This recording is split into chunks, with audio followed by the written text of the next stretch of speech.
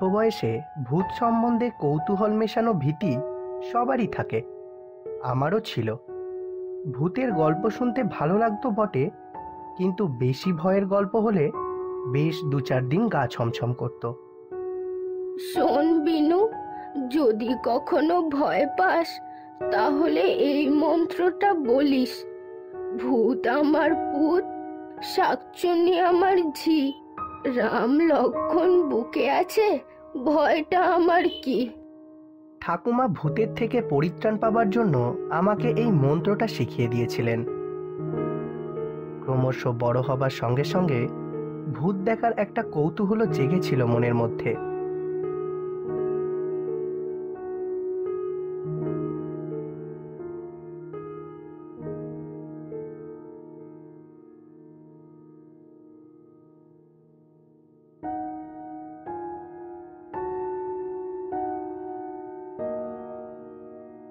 তখন সত্য ঘটনা বলে কেউ যদি ভূতের ঘটনা বলতো, তখন আমি তাকে চেপে ধরে প্রশ্ন করতাম, আচ্ছা, আপনি কি স্বচক্ষে ভূত দেখেছেন?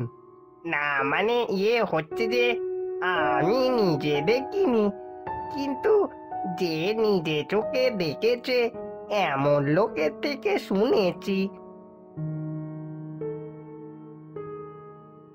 আমার বড় মামার ছেলে খুব ভালো গল্প বলতে পারত।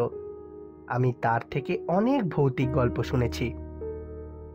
মামা মামির একমাত্র সন্তান, তাদের অবস্থাও বেশ ভালো ছিল। গ্রামের মধ্যে দোতলা কোঠা বাড়ি ছিল একমাত্র তাদেরই।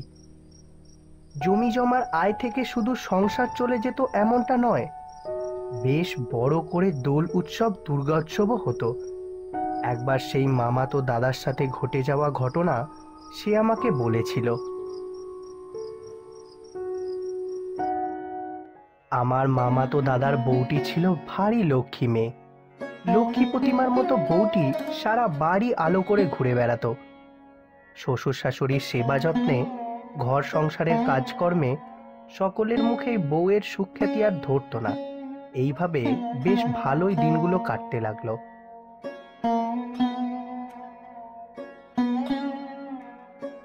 বিয়ের পর প্রায় 7-8 বছর কেটে গেছে, কিন্তু বউয়ের কোনো ছেলেপুলে হলো না। তখন পাড়া প্রতিবেশী, আত্মীয় স্বজন থেকে শ্বশুর বাড়ির সকলেই চিন্তিত হয়ে পড়লেন। একমাত্র ছেলে, কোনো ছেলেপুলে না হলে ছেলের বাপ মায়ের ভাবনা বই কি। তারা বউয়ের ছেলেপুলে হবার জন্য নানা ঠাকুর দেবতার শরণাপন্ন হতে লাগলেন। এখানে ওখানে বউয়ের নামে পুজো আর্চা দেন, মানত করেন, যে যা বলে তাই করে। বউয়ের হাতে এখন গন্ডাখানেক মাদুলি হয়েছে। এমনি করেও প্রায় বছর 2 কেটে গেল, কিন্তু কিছুতেই কিছু হলো না। শেষে বউয়ের ওপর কেমন যেন একটা বিরূপ ভাব দেখা দিতে লাগলো শ্বশুর শাশুড়ির। বিশেষ করে শাশুড়ি সেটা প্রকাশ করে ফেলতে লাগলেন নানাভাবে। পাড়ার মেয়েরাও এসে যোগ দিতে লাগলো তার সঙ্গে। হায় হায় হায় হায়, শেষমেশ এই দিনও দেখালে তুমি ঠাকুর আমায়।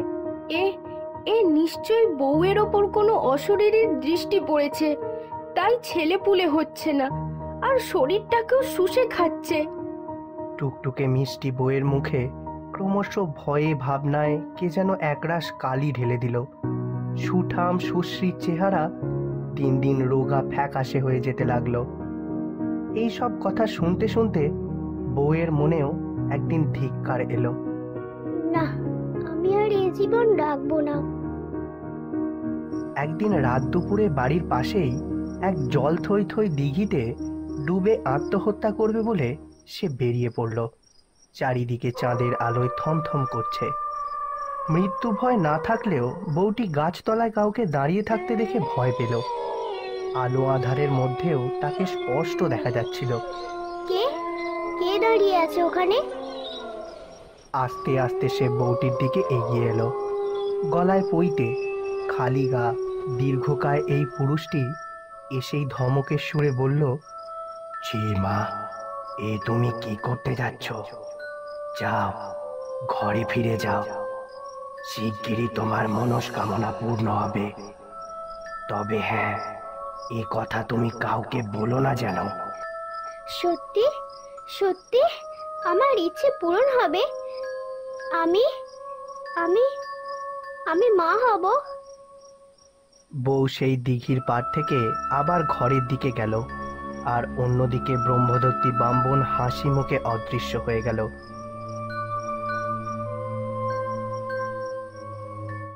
পরদিন সকালে বউ হয়ে গেল একেবারে অন্য মানুষ। এতদিন মন মরা হয়ে যে নিজের মৃত্যু কামনা করেছে, আজ তার মুখ হাসি খুশি, মনে আনন্দের জোয়ার। কয়েকদিন যেতে না যেতেই বউয়ের কোলে বাচ্চা আসার কথা প্রকাশ হয়ে পড়ল সকলের কাছে। শ্বশুর শাশুড়ি থেকে আরম্ভ করে পাড়াপড়শিদেরও আনন্দ আর ধরে না। বউয়ের তখন যে কি আদর যত্ন। মা, তুমি বেশি খাটাখাটি করো না। কোনো কিছু দরকার পড়লে তুমি আমাকে বলবে, কেমন? আরে আমাকে না, আমাকে না, আমার তো বয়স হয়েছে। মাছের মোড়োটা বৌমাকে দাও। আর স্বামীর তো কোনো কথাই নেই, সে যেখান থেকে ভালো খাবার পায় তাই এনে দেয় বউয়ের জন্য। এমনি করেই দিন যায়।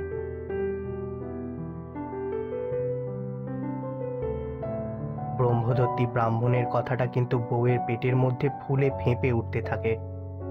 স্বামীকে বলি বলি করেও ভয়ে বলতে পারে না সে। শেষে একদিন থাকতে না পেরে বলেই ফেলল। স্বামী তো শুনে পুরো হতভম্ব। কিন্তু এই হতভম্বতা সহজেই কেটে গেল যেদিন কোল আলো করে ও জন্ম নিল। কিন্তু এই আনন্দের মধ্যে আঁতুর ঘরে বিষাদের ছায়া নেমে এলো। বউটি হঠাৎ মারা গেল। মারা যাবার একটু আগেও বাচ্চার দিকে চেয়ে চেয়ে সে কি হাসি। বাচ্চার গায়ে একটা হাত রেখেই সে শেষ নিঃশ্বাস ত্যাগ করল। এমন ঘটনা ঘটবে কেউ ভাবতেও পারেনি। সবাই দুঃখ শোকে একেবারে বিলীন হয়ে পড়ল। কিন্তু এই শোককেও চাপা দিয়ে আর এক ঘটনা ভয়ে ভাবনায় সবাইকে কাবু করে ফেলল। ব্যাপারটা ঘটল নবজাত শিশুকে নিয়ে। মা মরা বাচ্চাকে কি করে বাঁচানো যাবে, এই নিয়ে যখন সকলেই জল্পনা কল্পনায় ব্যস্ত, তখন এক অদৃশ্য হাত যেন তার নিজের হাতে তুলে নিল ভার। দুধের বাচ্চাকে মানুষ করার হাঙ্গামা অনেক। তাছাড়া মায়ের মতো বুকের রক্ত আর স্নেহ যত্ন দিয়ে কেউই পারে না 7-8 দিনের বাচ্চাকে বাঁচাতে। কিন্তু এই হাঙ্গামা কাউকেই পোহাতে হলো না। বরং বাচ্চার আনন্দ উজ্জ্বল মুখ ও হালুচালু ভাব দেখে সবাই অবাক হয়ে গেল। ছেলের পেট যেন সারাক্ষণ ভরে আছে।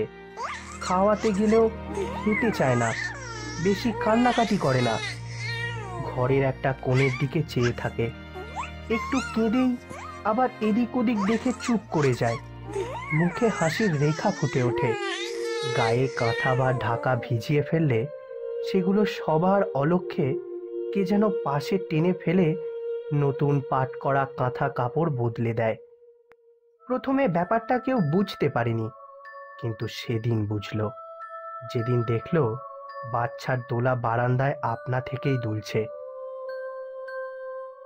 মা মরা ছেলেকে ঘুম পাড়িয়ে দোলায় শুইয়ে দিয়ে ঠাকুমা একটু নিশ্চিন্ত হতেন, সংসারের কাজকর্ম হাতে পেতেন।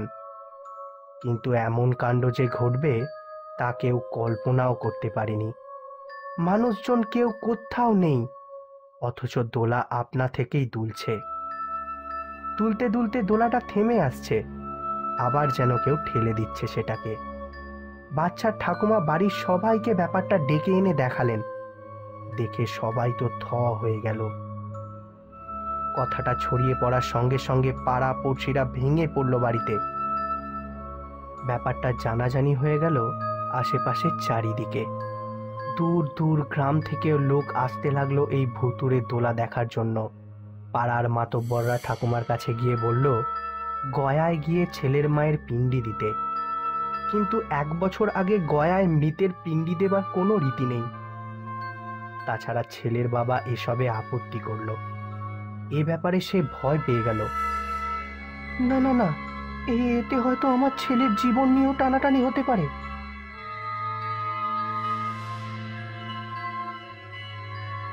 শেষ পর্যন্ত কিছুই করা গেল না। দিনের পর দিন এই ভুতুড়ে কাণ্ড চলতে লাগলো বাড়িতে। 1 মাস 2 মাস করে ছেলে বড় হতে লাগলো, হামা দিতে শিখলো।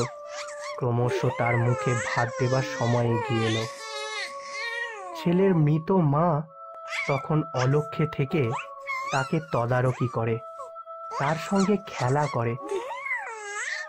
ছেলে উপরের ঘরে থাকে, ঠাকুমাকে আর তাকে দেখার জন্য উদগ্রীব হতে হয় না।